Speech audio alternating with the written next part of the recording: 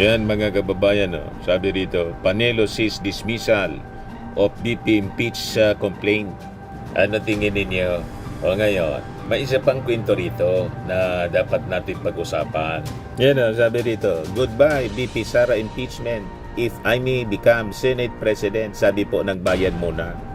Yung strategy po ng mga kakampi ni Sara, parehas mga kababayan ng strategy is confident that only two things will happen with the impeachment case against Vice President Sara Duterte.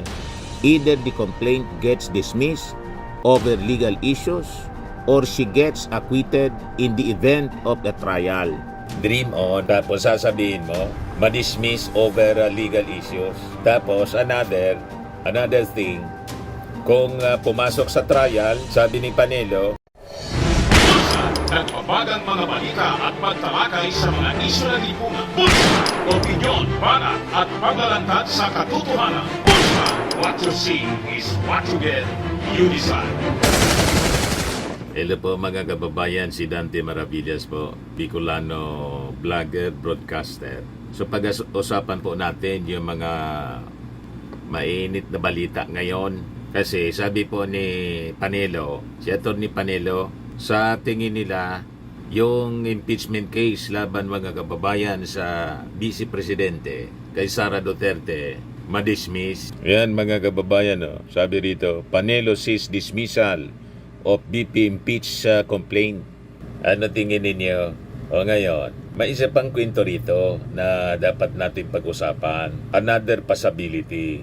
Kasi, di ba nung isang araw, nagsalita si Amy Marcos na may mga kumakausap sa kanya na kapwa niya senador na gusto daw siya na paupuin. Siya yung pinopost mga kababayan na maging susunod na Senate President. Unang-una kasi si Amy Marcos galit kay Chis Escudero sa nangyaring Senate investigation niya at kinontempt yung isang ambasador na gusto niya i-detain. Remember that? O ngayon, kahit kalay-kabit siya noong nakaraang eleksyon, pang-12 gustong mag-Senate President, medyo nag-alala mga kababayan. Yung grupong bayan muna, kasi sabi po ng grupong bayan muna, pag naging anyang Senate President itong si Amy Marcos, goodbye na sa impeachment. Yan o, sabi rito, goodbye BP Sara impeachment if I may become Senate President, sabi po ng bayan muna. Yung strategy po ng mga kakampi ni Sara, parehas mga kababayan ng strategy na ginagamit po ng mga defense counsels ni Digong. Ang gusto nilang mangyari, walang trial. Di ba yun ang ginagawa ng mga defense lawyers ni Digong? Yung mga judges mismo, pinipetisyon, natanggalin. Pag ganyan ang strategy ninyo, yung mga pro-Sara senators, kung naniniwala kayo sa ganyang strategy, tama, natanggalin din.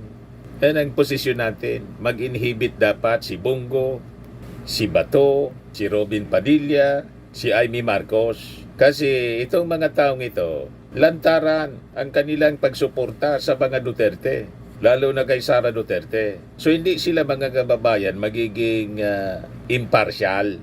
Masyado ng bias. Klarado, mga kababayan, ang kanilang posisyon, lalo na si Bato. Wala pang trial, may judgment na.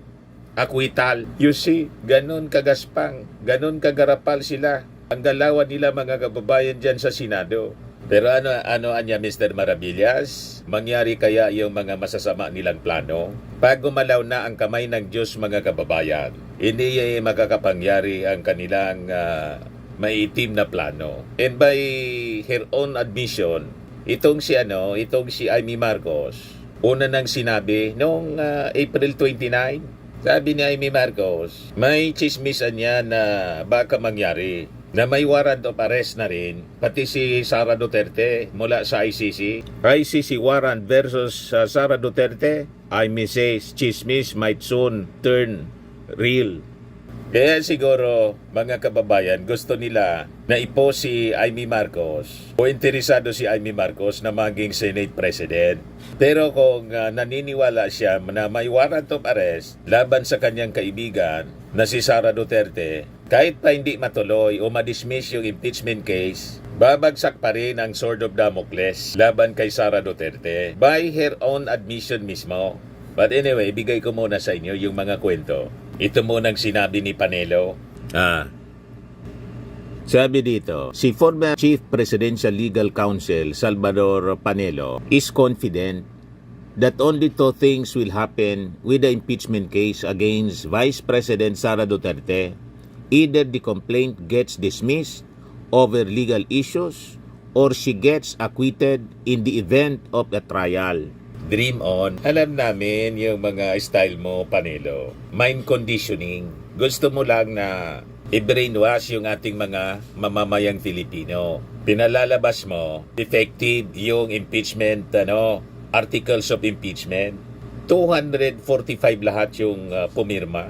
Yun ang kini-question nila, mga kababayan. Hindi daw dumaan sa sa tamang proseso. Anong hindi dumaan sa tamang proseso? Ignorante ba yung ating mga magagaling na congressmen, mga abogado?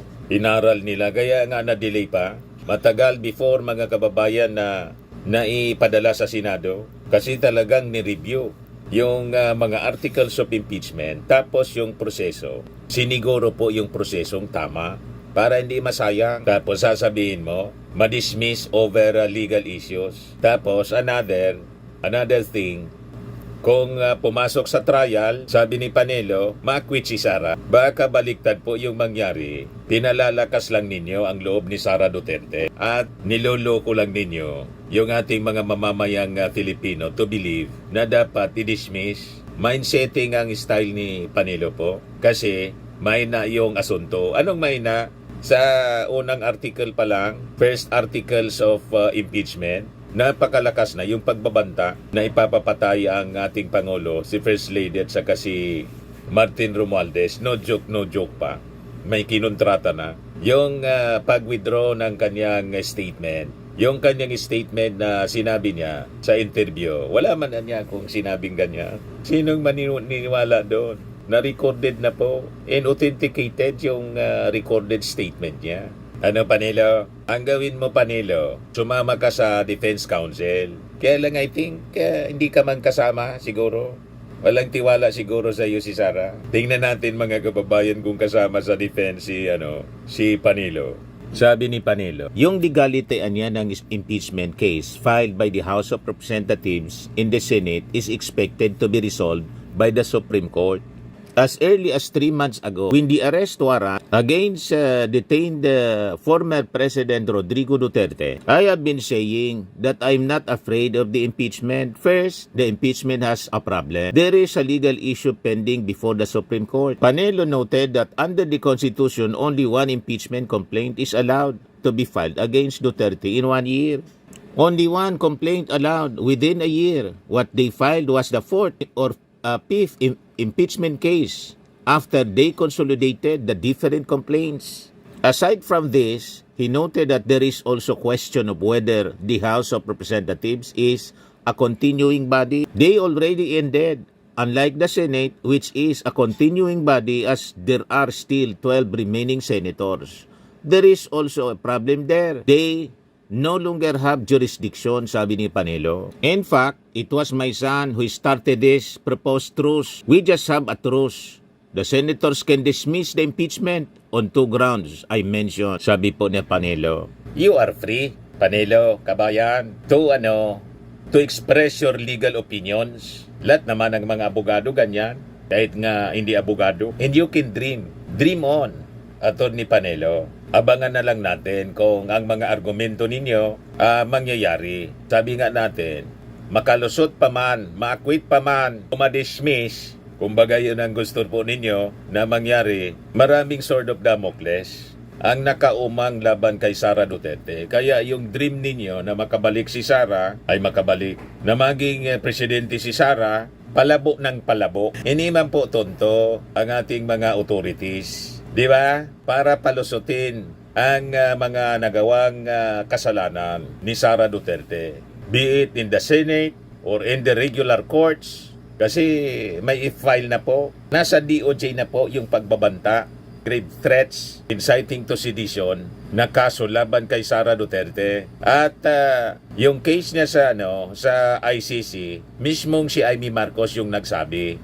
Yan Ito yung sinabi ni Amy Marcos.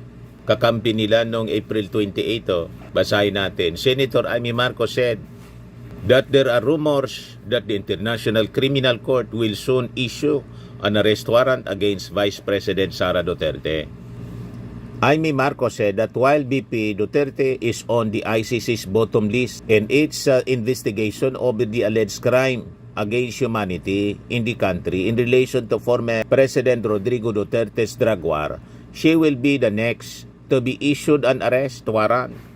There are also allegations that, first of all, several weeks ago, a draft was mooted involving warrant of arrest of 5 police officers, including former Chief PNP Senator Ronald De La Rosa. Of later has been a rumor once against the Vice President will be, in fact, be issued by the ICC a warrant immediately. So alam natin na si BP Sara ay nandoon sa listahan, pero alam ko nasa ibaba siya sa mga pinangalanan, ngunit ilang araw nakalipas, may mga report na siya na ang uunahin, sabi ni Amy Marcos.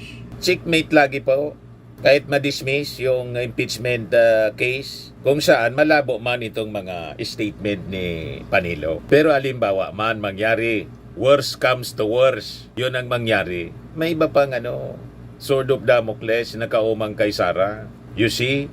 O ngayon, sabi natin, yung unang statement ni Panelo, baka may relasyon ito dito sa sinasabi din ng isang grupo ng Bayan Muna. Kaya pinupost ng ilang mga kalyado ni Amy Marcos sa Senado na siya yung gawing Senate President. Nanindigan na po ni Amy Marcos yung pagiging kontrabida. Pero ang tingin ko po, si Amy Marcos, Trojan horse po. Di ba? Hindi malayo na si Amy Marcos Trojan horse para hindi bumuelo yung mga Duterte laban sa ating Pangulong Bongbong. Siyempre, manginging babaw pa rin yung pagiging kadugo.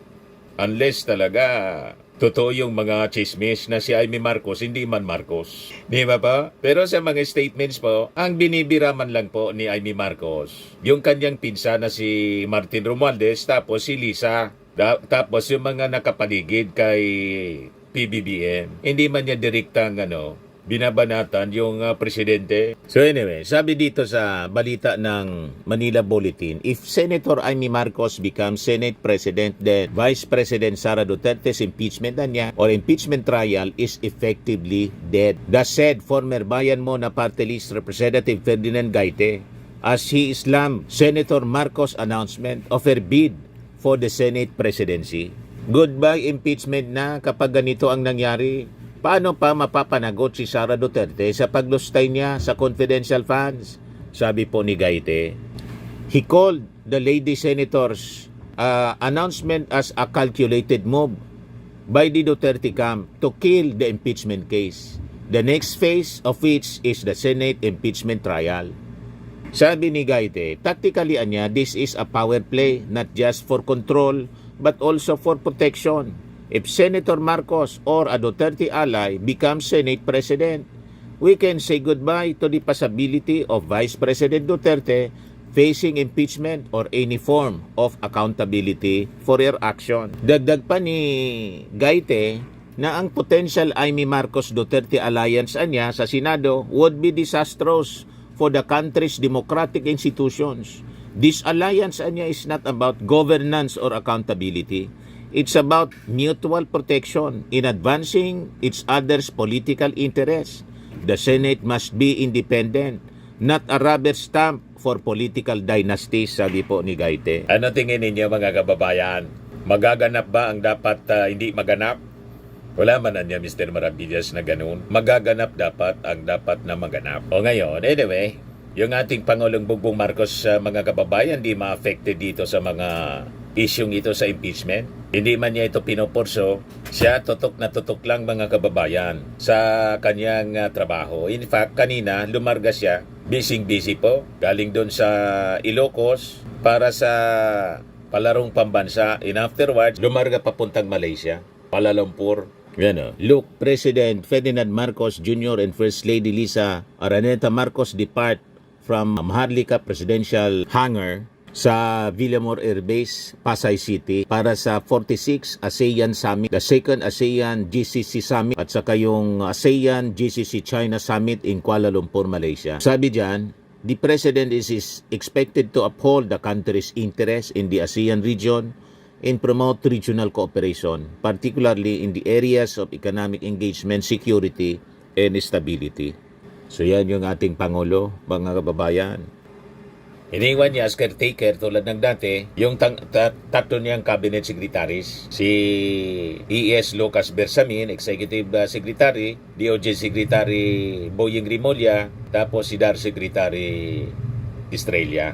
O ngayon, pakinggan natin yung departure statement ng ating Pangulo. Ayan po. The very measured numbers of the cabinet that are here this afternoon, and of course, traveling with me will be the First Lady. Oh, please sit down. We have the First Lady Lisa Araneta, and consistently our host when it comes to these things is Pasay City Mayor Imelda Calixto Rubiano, AFP Chief of Staff General Romy Browner, the major service commanders, Philippine National Police Chief General Romel Marbil, Philippine Coast Guard Commandant Admiral Gil Gavan, fellow workers in government, good afternoon.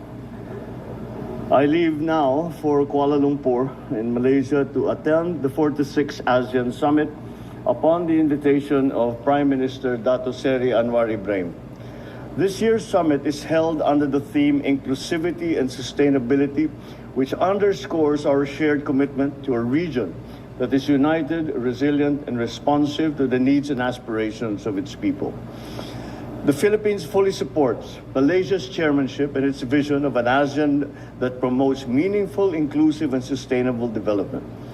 At this summit, I will join fellow ASEAN leaders in reaffirming our commitment to ASEAN centrality as we navigate pressing regional and global challenges, including developments in the South China Sea, the situation in Myanmar, threats to regional peace and maritime security, as well as the far-reaching impacts of climate change, economic volatility, and digital disruption. I will add to the list of issues the discussions which we will continue, as we have already had preliminary discussions with the chair of ASEAN, Malaysia, specifically PM Anwar, on the response, the proper response of ASEAN as a group towards the new tariff schedule that is being imposed by the United States. And as I said, we have already made informal consultations with our fellow member states and their representatives, with the chairman, PM Anwar, on this subject, as it is something that we have to discuss and it's something that we have to respond to. And considering the many different situations that the member states of ASEAN have concerning concerning trade and specifically the tariff schedule imposed by the United States, we must find a way to find consensus amongst the disparate situations that the different member states are operating under. But I will continue to champion our advocacies in promoting an open, an inclusive, and rules-based international order, and for the peaceful resolution of disputes in accordance with international law. I will also highlight the Philippines' commitment to the development of a common regional framework for ethical and responsible AI, or artificial intelligence, aligned with ASEAN values. Through these efforts, we aim to build a future-ready ASEAN that is not only competitive, but also people-centered and sustainable. As always, our participation in the ASEAN Summit reaffirms our dedication to deepening regional cooperation and advancing the well-being of every Filipino and the entire Southeast Asian community. Maraming salamat po, and I wish that all the new issues that have come up in the year since the Lao chairmanship will now be addressed, and I look forward to a very productive and constructive consultation with our fellow member states in Asia. Thank you very much. Good afternoon. Ayos, yan ang very hardworking nating Pangulo. Unbothered. Yan totoong unbothered. Ang sinasabing unbothered na si Sara Duterte, ang totoo po, hindi na po mapakali. Palapit ng palapit yung araw ng pagsisimula ng impeachment trial. Hindi lang yung impeachment trial, pati yung sinasabing chismis ni Amy Marcos, warrant of arrest mula sa ICC. O, tingnan natin kung alin yung mauuna. Yung pagsisimula ng impeachment trial o pagbaba ng ICC warrant laban kay Sara, Senator Bato in Bongo at iba pang mga officials ng dating administrasyon. Yun ang kaabang-abang mga kababayan. Pero yung mga sinasabi po ni Panelo, malabo pa sa sabaw ng pusit. Hindi nga may paliwanag ni Sara Duterte yung mga chichirya. Sabi ni Chilja Jokno, nadamay pa niya kami ni Marian Rivera. May panibagong mga pangalan. Yung isa Jokno, yung isa Marian Rivera. Nadamay. Kaya sabi sa post ni Atty. Chil Jokno 2 days ago, lahat na ba nasa listahan ng confidential funds? Pati ba naman pangalan namin ni Ma'am Marian, dinamay nila?